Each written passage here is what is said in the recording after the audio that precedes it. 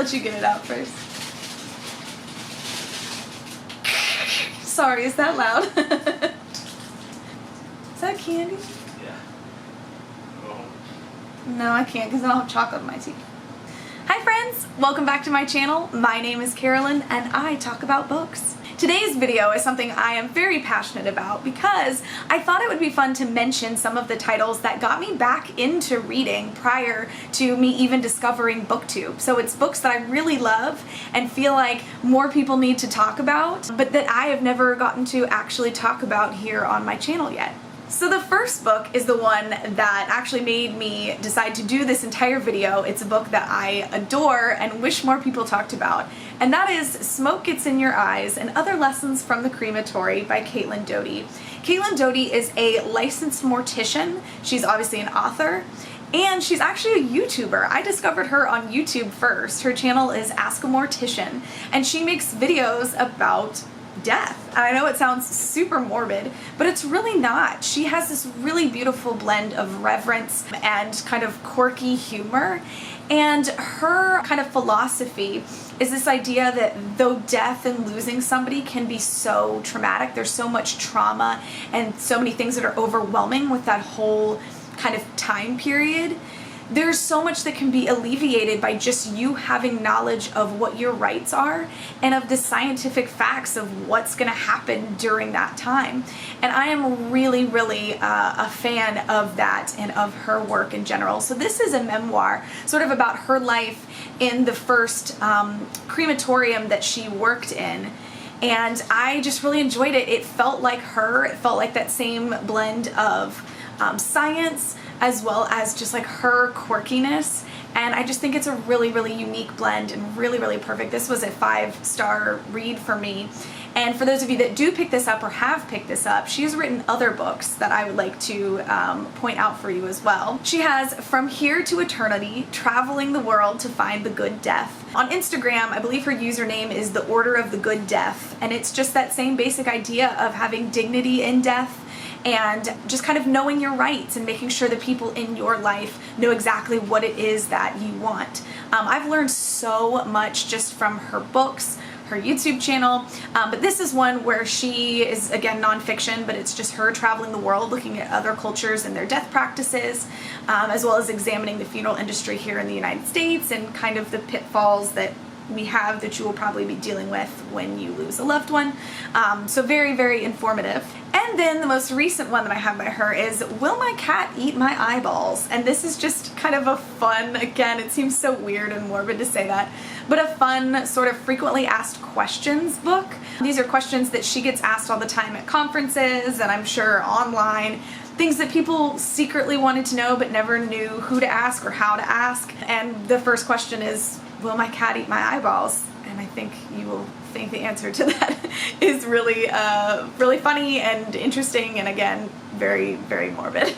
The next book that I have is a thriller, and as of right now, this is my favorite thriller of all time, and that is I Let You Go by McIntosh. This is one of the few thrillers that I picked up after reading The Girl on the Train, which if you've seen the video about books that I didn't love, that was featured on there. I just felt like it was really predictable, and so I was kind of wary about thrillers that had a little bit of hype behind them, but I decided to pick this one up and was like blown away for more than one reason. The beginning, like the first page of this, is about a mother, and she is walking across the street in the rain with her child.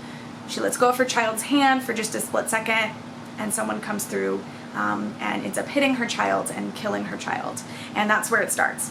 And I was like, oh, that sounds really tragic and terrifying. But it's told in dual perspectives, and one of the reasons that I was blown away by this is that one of the perspectives is a detective. And if you've been watching my channel, you know that I don't love thrillers where any point of view is from the point of view of the detective. And yet I loved it. I just felt like this felt really realistic.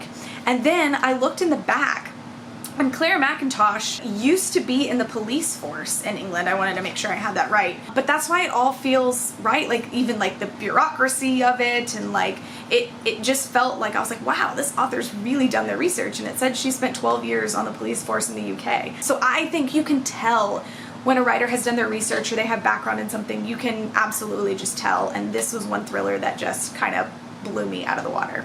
The next book that I have, I mentioned in my Apples to Apples recommendation video, but that is Misery by Stephen King. This was the first Stephen King book that I ever read, and it was kind of ironic because I picked it up because we were visiting my husband's family in Maine, and a lot of Stephen King's works are set in Maine, and I didn't do my research, and I picked this one up before the trip being like, yeah, let's do our research on Maine, and this is like one of the very few that is not set in Maine, but I'm really, really glad that I picked it up.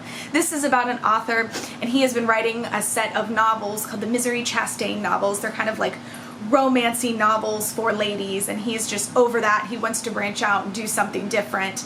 But in the meantime, he crashes his car, has a horrific car accident, and he ends up being rescued by his biggest fan. So it's truly terrifying. I loved every second of it. It was just, I felt like I was watching a movie, and I have since seen the movie. I believe it was made in 1990 with Kathy Bates, and it's a great movie, but man, was this a great book. So I definitely prefer, as you usually do, prefer the book to the movie, but man, Annie Wilkes, she just gives you a chill. Whew. I really, really loved this one. The next book that I picked up was right after I finished Misery. That, like I said, was my first Stephen King book, but I thought, man, the hype is totally real, I get it. So I picked up my favorite book by Stephen King, and that is Salem's Lot. This book, I never know how much to give away with this, because since it came out, I believe, in the 70s, there's been plenty of spoilers of it. There was like a really cheesy miniseries that came out in the 70s as well. But I never know how much to give away with this. But like, it starts and you're following two characters, and they are on the run from a town called Jerusalem's Lot or Salem's Lot. And they keep trying to find newspaper articles talking about what's happening in the town. And so it's just kind of this process of how this town just kind of crumbled, what went down in the town. I feel like there's more that I could say that wouldn't really be spoilery, but I really don't want to give anything away with this one. I loved it. I flew through this. This was just fun. I just really, really enjoyed this one. I was a little disappointed by the ending because I just feel like I wanted more, which is great when you have a book that's like, I think it's like 600 some pages. Yeah, like 640 pages, and you still want more. I really loved it. And from what I've understood is that some of the team that did the It movie, I believe it's the writers, but don't quote me on that, but some of the team is now working on a Salem's Lot film. And oh my word, your girl's gonna be in the seats at the midnight showing. I'm so excited for that. So even to this day, even though I continue to read Stephen King, this one is still my favorite. I just think his storytelling in this one is just unique and brilliant. There's a chapter that's told from the point of view of a farmer's almanac. That sounds so boring, but it's, oh, he's brilliant. He's brilliant. He has some misses. He has some home runs too, man. What? What? He's got some misses. Home runs too, man. Got some home runs. That man of Stephen King. Yeah, well, yeah. He does that good. He does that good. Yep, he does that good.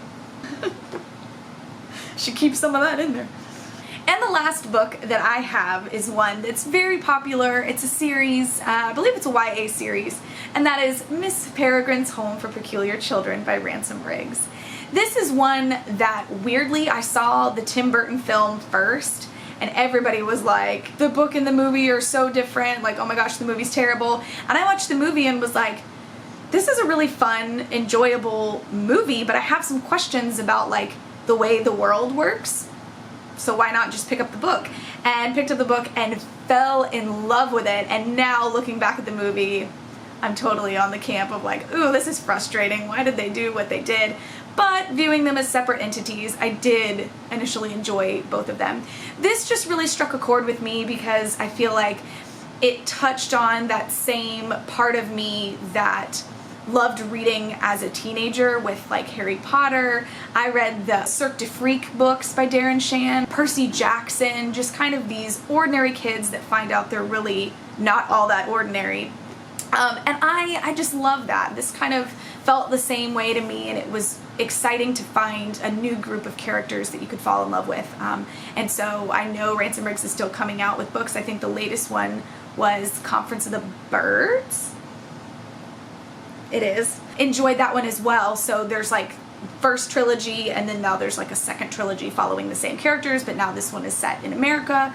And so I just love them. I know this one's been talked about a lot on BookTube, so I won't really tell you what it's about very much, but it's about a bunch of peculiar kids, and they're really endearing, and I love them, and I feel like they're my own children, and I gave birth to them. So I love them with all my heart. Alright, there you go. So there are some of the books that really got me back into reading. It helped me fall in love with reading again as an adult. So I hope those were varied enough for you to get some sort of recommendation, and let me know if you've read any of these and enjoyed them, or if there's one you feel like you're willing to pick up. Let me know which one that is, and I'm crossing my fingers that you love it too. Alright friends, I will see you in the next video. Bye friends!